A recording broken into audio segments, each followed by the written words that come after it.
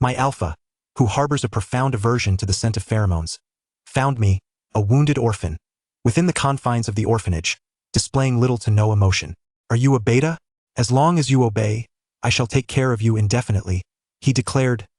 Thus, on the day of my 18th birthday, upon learning that I had undergone a secondary differentiation into the omega he so detested, I scheduled a procedure for gland removal. Recently, the tragic incident of an employee who took his own life due to the company's coercion to pay exorbitant compensation fees continues to garner attention. The victim's family asserts that the so-called astronomical breach of contract fees merely stem from the individual entering a susceptible phase without controlling his pheromones. Upon hearing footsteps, I switched off my phone. Rong Ziki descended the staircase.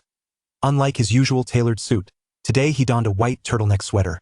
Though less sharp in appearance, it was merely an illusion. Ding. The notification from my phone resonated conspicuously in the empty dining hall. It was a message from the doctor's assistant. Your gland removal surgery is scheduled for 10 a.m. Please arrive 30 minutes early for a preoperative check. I silently silenced my phone, uncertain if Rong Ziki had noticed as I lifted my gaze. Our eyes met fortuitously. His expression bore no trace of emotion. Feeling guilty, I offered an explanation. It was a spam message. Rong Ziki responded with a nonchalant "I'll drive you to school today since it's on my way." I was taken aback. Rong Ziki's time is calculated by the hour in 7 figures. As his adopted son, I felt a pang of guilt for every second I might delay him. Yet, the proposal was irresistibly tempting. Even if I had intended to skip class today to visit the hospital. But just the sight of his face, even for a fleeting moment.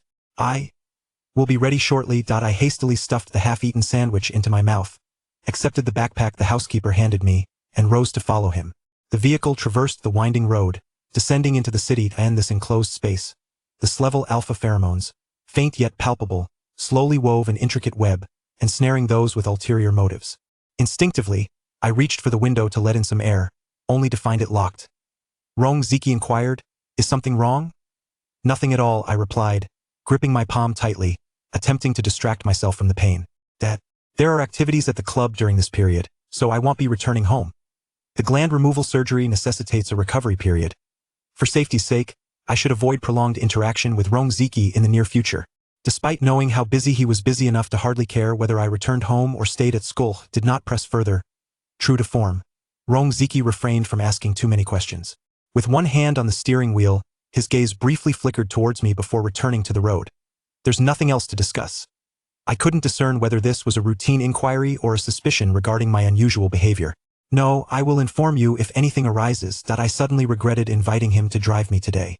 Without the suppression of pheromones, merely his visage, a single glance from Rong Ziki possessed an innate ability to compel submission. This was a truth I understood from the very first moment I laid eyes on him. Lying to such a person was exceedingly difficult. 2. As the vehicle came to a halt, Rong Ziki adjusted my coat without uttering another word. I unlocked the door and gazed after the retreating silhouette of the car, striving to suppress the urge to touch the gland at the nape of my neck, which felt slightly overheated. I had administered a special suppressant upon waking, an illicit substance, potent yet fraught with significant side effects. It served to curtail the diffusion of pheromones within my body, shielding me from the influence of others' scents. However, frequent usage had seemingly rendered me immune to its effects. Today it failed to work, leaving me in a state of heightened anxiety, an anxiety that was unmistakably palpable in the presence of a formidable opponent. The news snippet I had not fully heard during breakfast served as a dire warning to me. Employees at Rongxing Group, on their very first day, are informed of the regulations. They may take leaves of absence, arrive late, or even sign incorrect contracts, but they must strictly control their pheromones by any means necessary. This is due to their employer, Rong Ziki, possessing an acute sensitivity to all pheromone scents. This sensitivity transcends mere allergy. It is a profound aversion, an instinctive repulsion that permeates his very being. Rong Ziki's company is perpetually ventilated, with each office outfitted with adequate suppressive agents. Even at banquets where Rong Ziki is present, the organizers provide him with a private resting room to prevent him from storming out due to an inconsiderate guest's uncontrolled pheromones. This is not merely a matter of pride but a fundamental boundary. The individual who committed suicide was a manager I had encountered twice before. Allegedly, he had been closely working alongside Rong Ziki since the latter took over the Rong family business. Their acquaintance predates my own adoption by Rong Ziki. If someone of such significance could meet such a tragic end, what fate awaited me if he discovered my lack of pheromones? The promise of be obedient, and I shall care for you always would be rendered utterly meaningless with the revelation of my identity. No, the repercussions of deceiving him could be even more dire. 3. I turned into a safe nestled in the alley beside the school, where I fortuitously encountered Lin Chi, who immediately draped his arm over my shoulder. He was a classmate from high school and the sole individual privy to my true identity. You look dreadful. Have you truly made up your mind? Is it worth it for that indifferent foster father of yours? In contrast to my demeanor before Rongziki, I brushed off his hand and replied nonchalantly, "It is worth it." Despite the fact that my existence as his foster child was primarily intended to irritate Rongziki, the circumstances of my adoption were steeped in familial strife. Following the tragic demise of Rongziki's parents, the family engaged in ruthless power struggles, with older relatives attempting to use his aversion to pheromones as leverage to deny him the continuation of the Rong family lineage. To silence their incessant complaints, Rongziki casually selected me from an orphanage, declaring, "From now on, Rong Li is my son." It is difficult to fathom that these words came from a mere 20-year-old addressing a 9-year-old child. Yet he successfully transformed this seemingly whimsical declaration into a serious commitment that no one dared to ridicule. I often ponder the duration of his obligation to me, now that he has ascended to a position of unparalleled power, free from the coercion of others. Out of affection, or perhaps for the sake of appearances, he might feel compelled to maintain this faade. Ultimately, Rongziki could conjure any rationale to cast me aside, but it must never be due to my status as an anomaly. In order to avoid detection by Rongziki, I continued to borrow Lin Chi's identity. Fortuitously, Lin Chi's father was the director at the hospital where I had scheduled my surgery. With connections at the hospital, my examination proceeded smoothly. However, the excision surgery was ultimately denied. I lowered my gaze to the detailed report bearing the name Lin Chi, and for a fleeting moment, I felt as though fate were mocking me. The hospital corridors buzzed with noise. Lin Chi spoke to me from beside, but when he noticed my lack of response, he leaned in closer. Being part of a rare demographic, and with your exceptional capabilities, individuals like you should have been reported to the government for pheromone screening and mate selection, making it improbable for any hospital to consent to gland excision unless I halted, scrutinizing the hesitant expression on Lin Chi's face. Speak. Causing a disability to render the gland inoperable is not an option. That would inflict too much suffering upon you. 4. My phone vibrated in my pocket at that moment. Upon seeing the caller ID, I chuckled softly and patted Lin Chi's shoulder, saying, "Then let us render it inoperable. There is nothing more painful than being forsaken by Rongziki." Lin Chi paused in surprise, then rushed to my side, cursing under his breath. I gestured for silence. I pushed open the hospital door and adjusted my breathing as I sat on a bench on the grass. After answering the call, the other end was silent, prompting me to obediently explain, "I was just playing basketball with classmates." "What's the matter, Dad?" Concealing my ulterior motives, the word Dad felt somewhat foreign on my tongue. Yet it was not solely this reason. More often than not, Rongziki never even afforded me the opportunity to address him as Dad. In the early years following my adoption, before he had even begun to process the grief of losing his parents, he had to rally himself to contend with a pack of ambitious relatives. The mountain of work and endless social obligations left our home perpetually cold and silent. My only occupation was to nestle on the sofa by the door of the villa, waiting for the rare occasions when Rongziki would return home. Each time he came back, he reeked of alcohol, often inebriated to a significant degree. Even inebriated, Rongziki maintained his composure and propriety, remaining untouched by the chaos of the world around him. I struggled to assist him to his room, draw a bath, and remove his clothing. Only during these moments would he affectionately ruffle my hair, as if rewarding me with praise. Good boy. As time passed, I became absorbed in my studies, while he immersed himself in work. Our encounters became rare luxuries, and he seldom reached out, communicating primarily through his assistant who delivered material necessities. It was as if he were fulfilling the promise he had made, a literal interpretation of to care for. Lost in thought, I heard a light chuckle from the other end of the line as my explanation reached his ears. It was a genuine laugh, yet it sent an inexplicable chill coursing from my head to my toes. For even in moments of joy, Rongziki seldom smiled. His usual demeanor was one of stoicism. "Ali, today I mentioned I would drop by to give you a ride. Do you know where my destination is?" My heart sank gradually, and after a brief pause, Rong Ziki articulated each word with deliberate clarity. Your school. I was invited by your principal to deliver a lecture on investment to your freshman class. I had hoped to surprise you, but alas, you were not present. Each word felt like a nail being driven into my heart. In that moment, despite being bathed in sunlight, I felt as though I were being engulfed by the suffocating darkness of fear. I could hear Rong Ziki's voice growing colder through the phone. As far as I know, there is no basketball court at the hospital. Is it possible that your classmates are deceiving you? The voice from the phone began to blur with reality as a heavy hand pressed down upon my shoulder. The pressure was neither too light nor too heavy, much like the restrained yet menacing tone of its owner. Rong Ziki leaned closer to my ear from behind the bench, gently whispering the unfinished words from the phone. Ali is the deceiver. 5. What the hell? Lin Chi sprang up from the seat beside me, cursing in a flurry of expletives before realizing the gravity of the situation and positioning himself in front of me. As that warm hand fell, I felt as if I had been paralyzed, my grip tightening around the examination report, leaving me trapped and unable to move. There was no time or energy to ponder why Rong Ziki was there. What unlikely circumstance could compel the esteemed Rong Ziki, who enjoys the privilege of having a personal physician at his beck and call 24 hours a day, to deign to visit a hospital? Surely, he cannot be here to apprehend me. My mind is in disarray, akin to the heart that feels as though it might leap from my chest at any moment. Rong Ziki's gaze traverses leisurely from my face downward, landing on the examination report, which he barely lingers upon before gesturing toward my trousers. You did not wear these this morning, he states matter-of-factly. Indeed, I did not. The pair he refers to was a gift from him, purchased during a trip abroad after attending a conference, a rare token chosen by his own hand.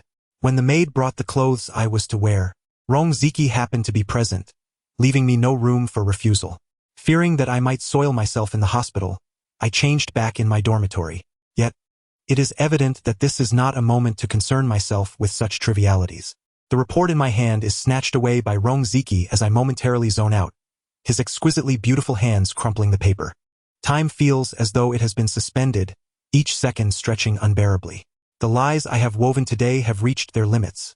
I can no longer fabricate excuses. In the face of overwhelming power, my mind's protective mechanisms have activated, opting for silence.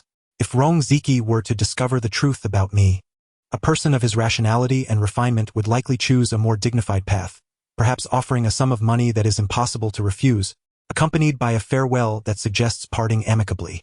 No, perhaps that would not be the case. The outcome might be as dire as that which befell the individual who angered Rong Ziki, if not worse. Life or death bears little significance for one who ought to have perished long ago in an orphanage. What I dread even more is the thought of Rong Ziki displaying even the slightest hint of disdain toward me. Rong Ziki, devoid of expression, merely utters, "Let's go home," as he opens the passenger door for me. As we drive, the car accelerates increasingly. Within the vehicle, oxygen transforms into a rare luxury, gradually being depleted. In its stead, a potent wave of pheromones engulfs the air. The suppressants have truly failed. I can even detect the faint minty scent of my own pheromones leaking out, a fragrance that should invigorate. Yet as I sense the cool undertones, an overwhelming heat engulfs me. For the first time, I loathe this body. What does it matter if I am exceptional? Rong Ziki dislikes it. He has no fondness for bodies that bear the scent of pheromones. Thus, this body is worthless, a piece of refuse, even less valuable than garbage. Rong Ziki brings the car to a halt, unbuckles his seatbelt, and utters something with a slight movement of his lips, but I am deaf to his words. He seems to glance at me, unfastens his seatbelt, and strides directly into the house. I struggle to focus my gaze, but the strange agitation within my body yearns to reach out for Rong Ziki's embrace, and even more. I know I should be able to restrain myself. As I touch the slightly heated glands, an impulsive thought surfaces, to destroy the glands. If I eradicate them, I will produce no pheromones, and perhaps Rong Ziki would still want me, even if it were merely a father-son relationship. Yet it would provide me with a reason to remain by his side. The bodyguard waiting nearby, seeing my delay, opens the passenger door and calls out, "Young master, Mr. Rong requests your presence inside." Breathing in the fresh air, I realize my sweat has already drenched my clothing. I regain a semblance of rationality, but as I step out of the car, my knees instinctively buckle to the ground. "Young master, how did you provoke Mr. Rong?" I have never seen his pheromones so out of control. The bodyguard's face contorts in discomfort due to the overwhelming pheromones. I maintain my final sliver of clarity. Did you detect any scent aside from my father's pheromones? Such as my own? No. The bodyguard, puzzled by my inquiry, shakes his head in earnest. Mr. Rong's pheromones are so potent that I cannot perceive any other scent. I exhale in relief. After a brief pause, I return to my bedroom, change my clothes, and head to the end of the corridor, the isolation room. It has been quite some time since I last visited the isolation room. Upon opening the door, I am enveloped by darkness. Once I reach the center of the room, I slowly kneel down. The room lacks windows, and in the absence of light, I can only see the flickering red lights of the surveillance cameras in the corners of the ceiling. In this quiet space, my disordered heartbeat resonates loudly. I cannot help but recall the harrowing scene at the hospital, where Lin Chi, with tears streaming down his face, theatrically pointed at the surgical report. Rong Dad, please do not blame Ali. It was I who insisted he accompany me for the surgery. Ali has always refused to be with me due to your disdain for pheromones, leaving me no choice but to opt for gland removal. To add to the realism, he even uttered, "We are genuinely in love." There were no flaws in his performance, to the extent that Rong Ziki ultimately tore up the report, his expression tinged with regret. It is a pity that you cannot be together. For a superior being, once marked for life, if discovered, would be perceived as a rarity in the government's eyes. They would be forcibly matched with a partner of exceedingly high compatibility. I owe my gratitude to Lin Chi who, for my sake, brazenly played the part of the liar. I do not know how long I have been kneeling, until the pain surges through me. Just moments ago, Rong Ziki's pheromones nearly pushed me into an early heat cycle. To suppress it, I administered another dose of suppressants upon returning home. Typically, the side effects vary from person to person, and for me they are not particularly pronounced, at most leaving me feeling weak for a short while. However, after 2 consecutive injections, the pain forces me to kneel on the ground, a soft moan escaping my lips. I bite my lip and straighten my posture, refusing to yield. I cannot afford to display any sign of abnormality within this omnipresent surveillance range. Rong Ziki may well be watching me through the screen. Yet, once ensconced in darkness, my other senses become acutely heightened. The pain is unbearable. After another muffled sound escapes me, the lights in the room suddenly blaze to life without warning. The blinding white light is painfully harsh, obscuring my surroundings. Before I can comprehend the situation, a cold male voice, tinged with rare gentleness, slithers into the air like a beguiling serpent, softly calling, "Ali." If only I could summon the courage to confront the icy demeanor of Rong Ziki, whose face is more aloof than that of a Maine Coon. I desperately wish to see if it has been shattered to the point of utter ruin. Rong Ziki has been present in the room all along. "Are you feeling unwell, Ali?" He approaches me slowly, squatting down to meet my gaze, his long fingers lifting my chin. His tone is calm yet laced with seduction. The skin he touches feels as though it has been scalded. Perhaps I have been so preoccupied with the fear of my secrets being exposed that only now do I realize the room is saturated with a heady aroma of pheromones. Yet this time, it is not the suffocating pressure of the car, but an undercurrent that beckons me knowingly toward oblivion, with no resistance offered. I am not unwell. I manage to stammer, momentarily forgetting the pain. I also forget the image that pheromones have induced, as if it were inscribed upon my face in bold letters saying, "I am Ali. How did I raise you to be so dishonest when you were so truthful in your childhood?" The gentle hold on my chin suddenly transforms into a vice grip, firmly restraining me. What shall I do with such a disobedient child? The clash between the medication and pheromones, combined with this pain and heat, elicits another low moan from my lips. Rong Ziki raised an eyebrow, releasing his grip and standing up with an inscrutable expression, only to draw closer once more. The distance between his abdomen and my face was merely the size of a fist. The warm breath emanating from him was obstructed and rebounded onto my face. I imagined I must appear rather disheveled at this moment. Rong Ziki subtly shifted his waist, closing the gap further. My gaze fixated on the glimmering metal buckle that appeared in my line of sight, straining to keep my eyes from wandering downward. Not long after being brought back by Rong Ziki, I had realized that beneath his calm and humble exterior lurked a demon. He derived pleasure from witnessing others in pain. On the day he adopted me, despite the presence of others in the orphanage more suited for the role, he chose the nearly lifeless me. When the doctor offered to apply ointment, he insisted on doing it himself, deliberately applying pressure to the wound to relish the expression of pain on my face. In that moment, I understood how to please my benefactor to avoid being cast back into that dark place, more fetid than a sewer. I tidied up the room that had been used for storage and installed surveillance. The slightest hint of displeasure from him would lead to my voluntary punishment of kneeling in that room. The objects used for my punishment varied each time, such as a shattered cup or the thorny stems of roses. I always managed to earn his forgiveness quickly, with him personally tending to my wounds afterward. Thus, upon learning of Rong Ziki's anger, I hastened to this place. His insinuations were unmistakable now. My hand trembled as it rested on his belt, struggling to undo it several times without success. "What are you trembling for?" Rong Ziki covered my hand with his, guiding me to untie it. The leather snapped sharply in the air. I gripped it tightly, my gaze reverent, presenting it with both hands. "Father." Rong Ziki's eyes narrowed as if he were staring intently at the belt resting in my palms, or perhaps at me. In any case, he remained motionless. "Is he your boyfriend?" His voice was so deep that it concealed any other emotion. Took me a moment to comprehend that he was referring to Lin Chi. I was puzzled as to why Rong Ziki suddenly posed this question. Nevertheless, I opted for the most conservative response. "Father, doesn't he approve? I want to see him again." A myriad of painful sensations coursed through me, akin to being gnawed by countless tiny insects. My knees struggled to bear my weight, and as I began to slide down, a large hand caught me. Rong Ziki's expression was inscrutable, yet he calmly inquired another question. "Have you?" My grip on the belt quivered slightly. I hoped for a swift punishment, thus I hastily replied, "I sat." Given his keen perceptiveness, even if I lied about having remained kneeling, he would likely see through it. So I opted for honesty. "Father, please calm down." I offered the belt forward. Rong Ziki took it, clutching it in his palm. I closed my eyes, bracing for the inevitable strike, yet it did not come. The door closed again, leaving me alone in the confinement of the room. Rong Ziki had not punished me. This left me feeling more uneasy than if he had struck me.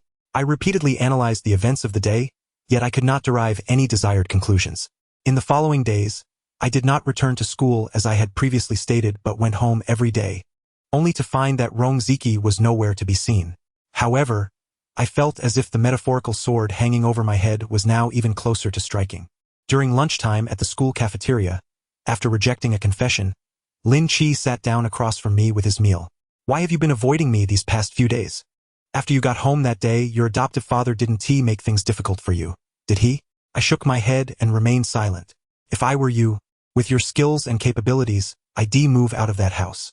If you prefer older men, I can introduce you to some graduate seniors. They're gentle and considerate, far superior to your inept adoptive father." I set my chopsticks down. "Are you finished?" Perhaps my gaze was too cold, as Lin Chi hurriedly fell silent, obediently eating his meal. When he lifted his cup to drink, I asked, "Is there any medication that can destroy glands?" Lin Chi unexpectedly spat out half of his drink in a fit of surprise. Thankfully, I was well prepared and anticipated his reaction. Rising to grab my bag, I patted his shoulder. "For the sake of the life I once saved, do me this favor and also." Lin Chi coughed a few times, struggling to ask, "What? In the future, don't come looking for me. I don't want to anger Rong Ziki."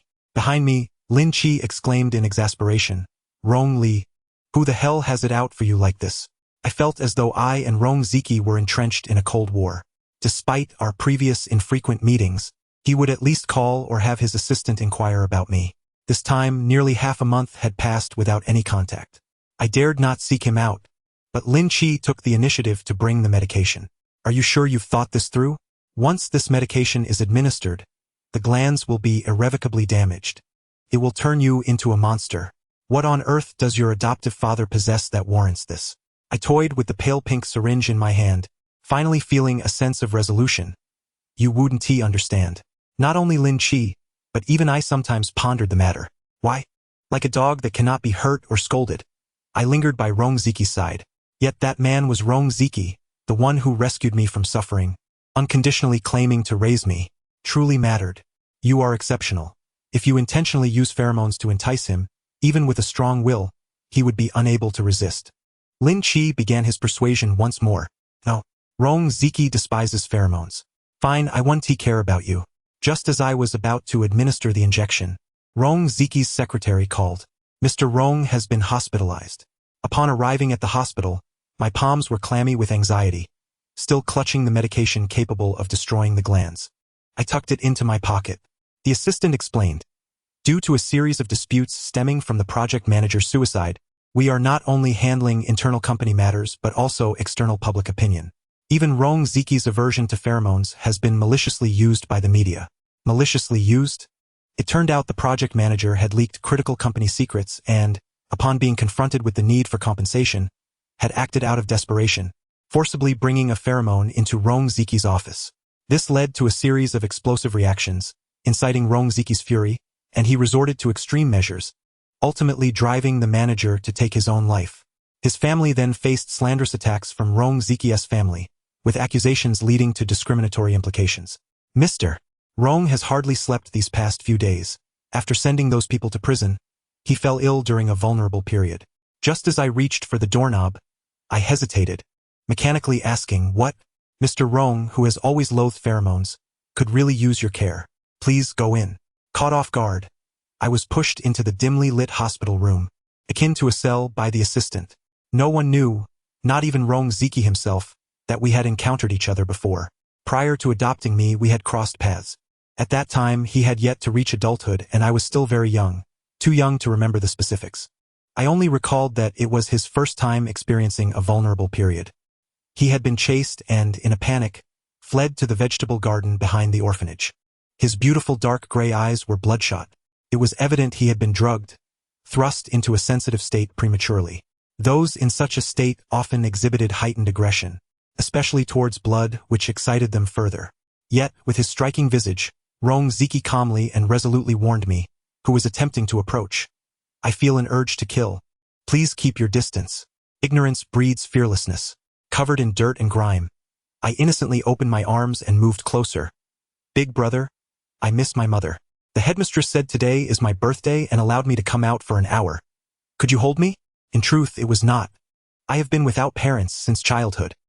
He was clad in fine, expensive attire, and the director's mother remarked that individuals like him, possessing both wealth and folly, were the easiest to deceive. As my hand brushed against his pocket, he suddenly sank his sharp teeth into my shoulder. Blood flowed along his teeth, soaking through my filthy short sleeves. After a long while, he regained his composure and asked, "Does it hurt?" It did. Yet I had long since grown accustomed to pain. I shook my head, clutching the stolen wallet, intending to leave, only to be halted by his voice. "Little trickster, take the money but leave the wallet." Seeing my stunned expression, the young man's brows arched slightly, and as he explained, traces of blood remained at the corners of his lips, reminiscent of a ravenous wolf after a hearty meal. There's a tracker inside. They will find you. $500 spared me a brutal beating, yet that smile haunted me for an eternity. I lingered at the doorway until I heard Rong Ziki's voice, tinged with an edge, beckoning me. "Come in." The private ward was shrouded in heavy curtains, crafted from special materials that not only effectively muffled sound but also kept the pheromones within from escaping. At that moment, I felt my entry was akin to a death sentence. I had assumed I would not see Rong Ziki for a while, believing that the medication meant to destroy the glands would take effect today. I did not take the special suppressants. Simply standing at the threshold, my body began to weaken. "Ali, come here," obediently he called. In the dim light, a figure stood by the window, tall and unyielding. Hearing his almost coaxing tone, I took 2 steps forward, only to tremble and collapse to my knees. I tried to support myself but failed. Rong Ziki turned his gaze toward me, as composed as ever, looking down from his elevated position. He lowered his eyes, his voice light as a feather. "Crawl over." Those 3 words sent shivers down my spine. I yearned to flee, yet my body obeyed his command. Each step was excruciatingly difficult. The spot on the back of my neck, subtle yet increasingly scorching, pulsed in conjunction with the hidden bite mark concealed beneath my collar. This unfamiliar sensation surged like relentless waves under the scorching sun. Even without extensive lessons in physiology, I understood that this worthless body had been lured into a state of arousal. I tilted my head, desperately hoping to gauge whether Rong Ziki had noticed anything. Perhaps he had, or perhaps in this sensitive phase he had long since lost all rationality. His face bore an expression of suppressed fury, yet there was little disgust. As I approached, Rong Ziki crouched slightly, drawing nearer, reminiscent of his demeanor in the confinement room. In the dimly lit space, he precisely pinched my feverish glands. The pressure was mild yet tantalizing, akin to a futile itch. I sensed he was exerting some force. Just as I contemplated this, Rong Ziki withdrew his hand, opening his palm to lightly grasp my throat. Lin Chi is, since you claim you have been marked, has he left a mark on you? I felt ensnared in a dream, one in which, when the truth was brutally unveiled, I possessed no means of retaliation. My glands, uncontrollable, continued to emit an abhorrent minty aroma, mingling with the sandalwood scent of the enclosed space. The scent, so cool and devoid of desire, rendered me utterly intoxicated. I found myself pleading, no, he is not mine. The sensitive phase was unreasonable, embodying a sense of coercion, ready to obliterate me at the slightest dissatisfaction. The most vulnerable parts of my body were gripped in his hand, and I heard him inquire, unhurried, "Then who belongs to you? Dad marked me. I beg you to mark me." Rong Ziki suddenly laughed, leaning down to nuzzle my neck, a mix of exasperation and admonition in his tone. At such a time, calling me dad is inappropriate. The collision of the mating season with the sensitive phase could indeed be fatal. The intertwined shadows lingered, surrendering to each other's whims, and I had lost track of how long it had been. I only knew that the assistant had knocked twice before Rong Ziki had bellowed a rough get lost. After that, there were no further developments. When I awoke, my waist was firmly held, our skin touching far too heatedly. My neck felt as if it had been severed, far worse than any bullying I had endured in the orphanage. Yet, this pain was inflicted by Rong Ziki, so it scarcely registered as pain. Rong Ziki remained asleep, his eyes closed, long lashes casting delicate shadows in the dim room. His breathing was somewhat rapid, his brow slightly furrowed, revealing a hint of unrest. Even his hair was disheveled. The scratches I had left on him served as a stark reminder of our previous madness.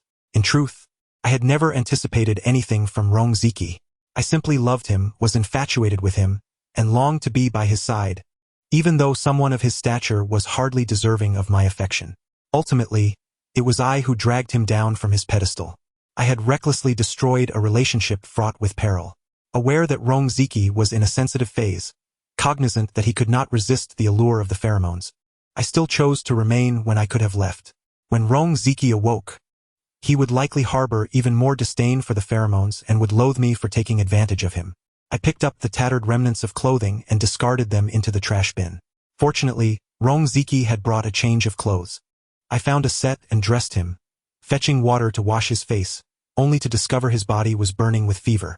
Recalling the assistant's words, I belatedly realized that the temperature radiating from Rong Ziki, which could have scalded a person, was not merely a symptom of his sensitive phase.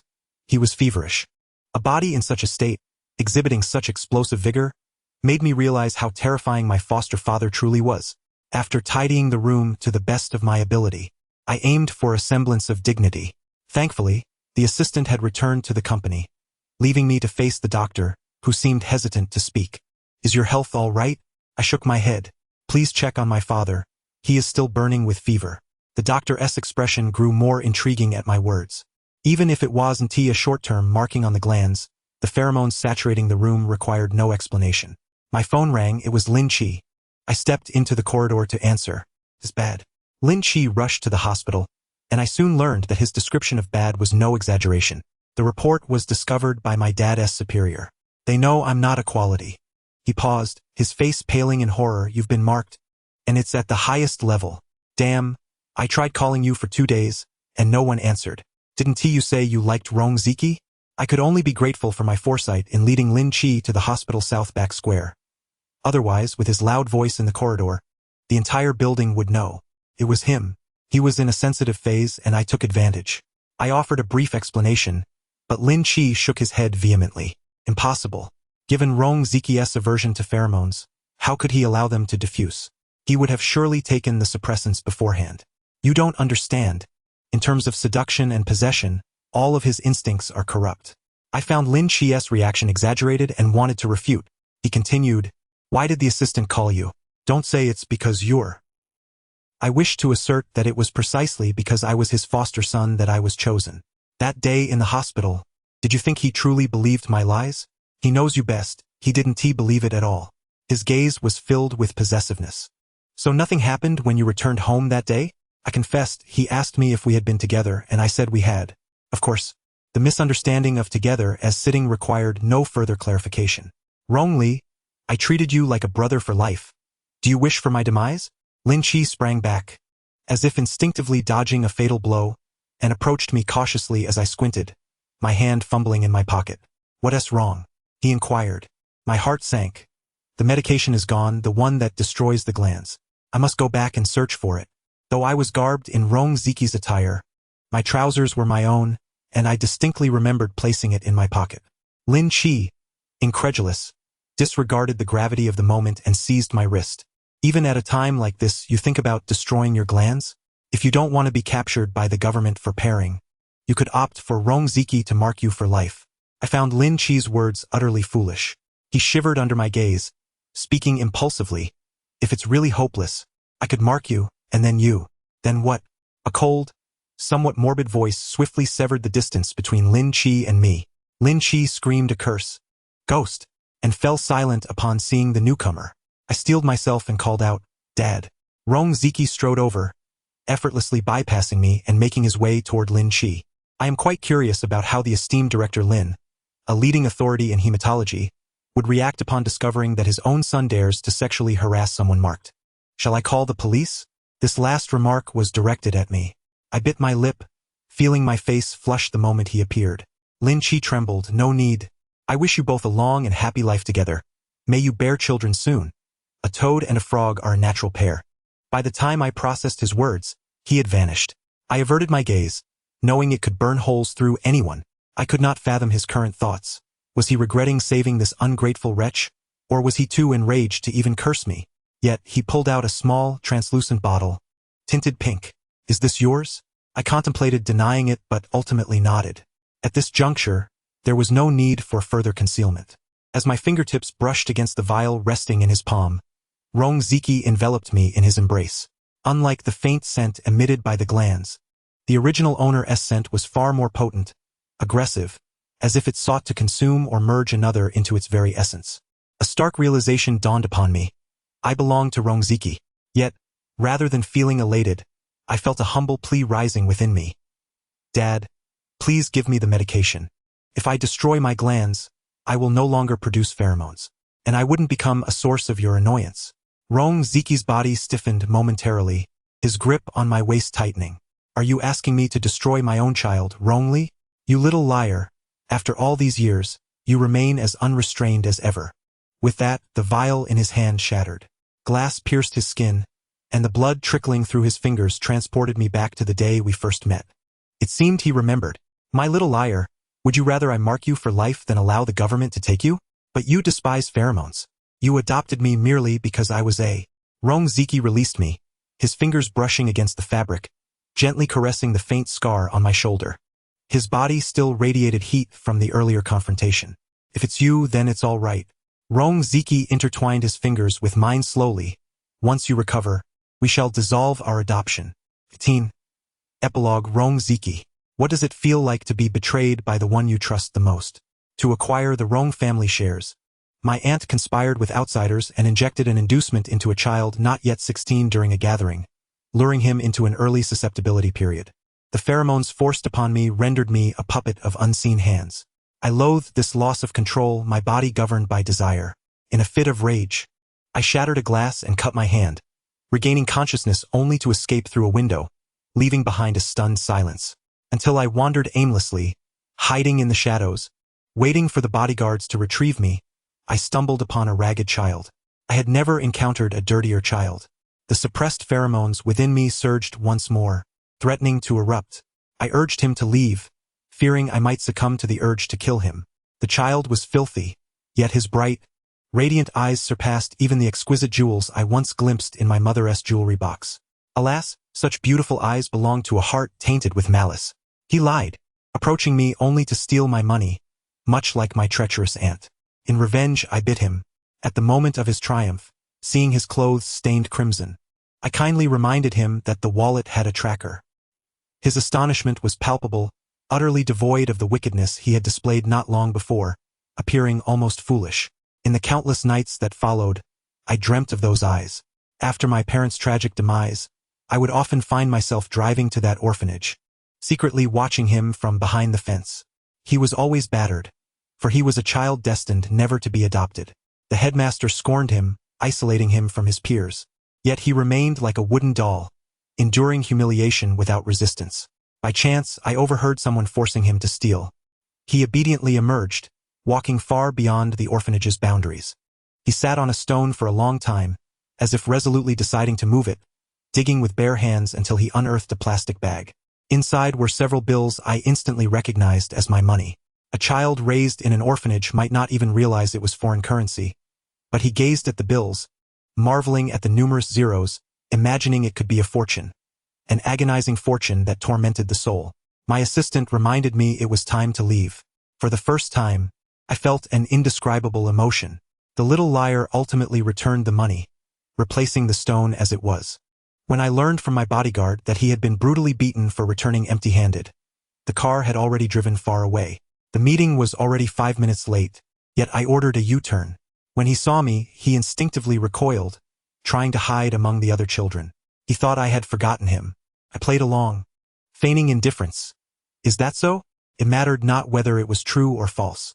As long as you obey, I will continue to support you. Even without compliance, I would still care for him. Perhaps I truly possess an untouchable vulnerability, but for you it matters not. The end. Thank you for listening. If you enjoyed it, please consider subscribing or giving a like to support. Until we meet again in the next story.